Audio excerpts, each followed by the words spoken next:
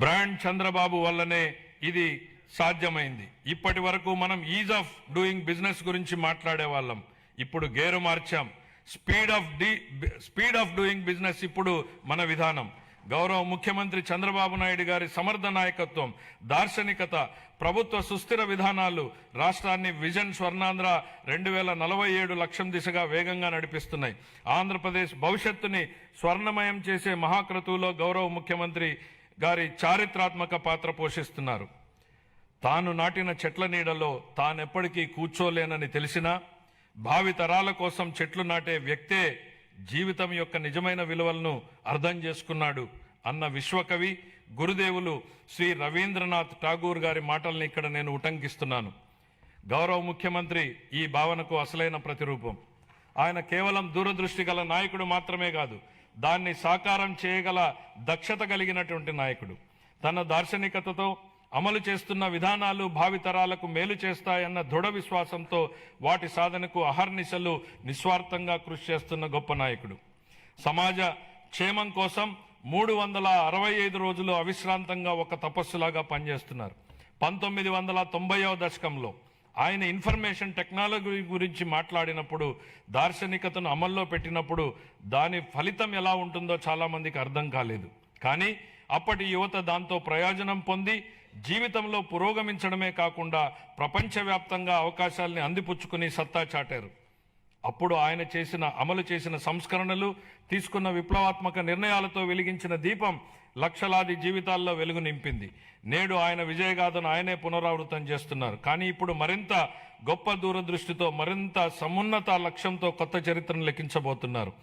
భవిష్యత్తును అంచనా వేసేందుకు ఉత్తమ మార్గం దాన్ని సృష్టించడమే అన్న సూక్తిని బలంగా నమ్మే వ్యక్తి ముఖ్యమంత్రి గారు. Deep tech, AI, quantum computing వంటి ఆధునిక టెక్నాలజీలు ప్రతి కుటుంబం నుంచి ఒక ఎంటర్ప్రెన్యూర్ వంటి విధానాలు కేంద్రంగా ఆయన ఇప్పుడు రాష్ట్రాన్ని సరికొత్త శకంలోకి నడిపిస్తున్నారు.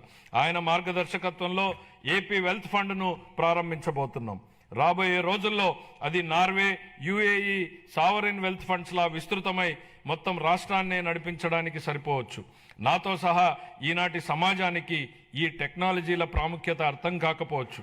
కానీ ఆయన ఐటీ రంగంలో చూపిన చొరవ వల్ల 1990లో నాటి యువతరం లబ్ధి పొందినట్టే ఈనాటి యువత కూడా ఏఐ, డీప్ టెక్, క్వాంటమ్ టెక్నాలజీతో భవిష్యత్తు ఖచ్చితంగా లబ్ధి పొందుతుంది. ఆర్థిక వనరుల పరంగా మనం ఇప్పటికీ సంక్షోభం నుంచి పూర్తిగా బయటపడలేదు. పరిస్థితులు అంత సానుకూలంగా లేవు. గత ప్రభుత్వం మిగిల్చిన ఆర్థిక అస్తవ్యస్త పరిస్థితుల్ని అధిగమించే క్రమంలో ఇప్పటికీ అనేక సవాళ్లను ఎదుర్కొంటున్నాం.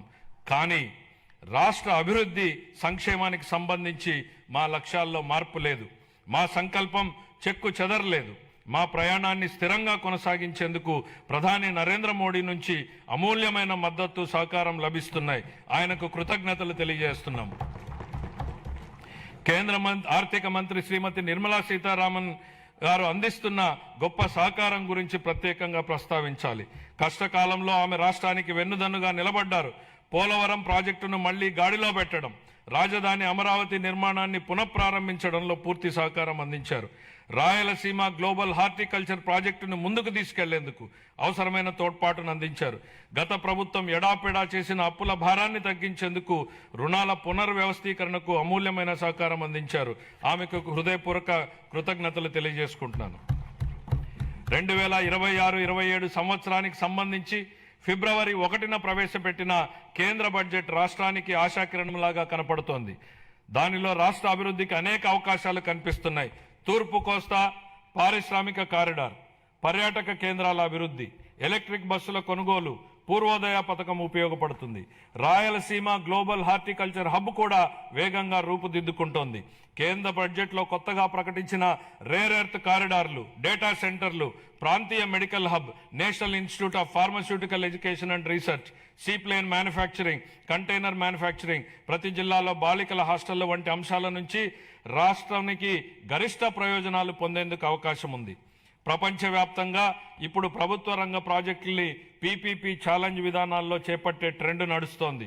అది ప్రభుత్వ రంగ సంస్థల నైపుణ్యాలను, సామర్థ్యాలను పెంచేందుకు దోహదం చేస్తుంది. పీపీపీ విధానంలో ప్రైవేటు రంగానికి ఉన్న అనుభవంతో ప్రభుత్వ ప్రాజెక్టుల్ని మరింత మెరుగ్గా అమలు చేయగలం. ప్రాజెక్టు వ్యయాన్ని నిర్ణయించడంలో పారదర్శకతకు, పోటీతత్వాన్ని పెంచేందుకు ఛాలెంజ్ విధానం దోహదం చేస్తుంది.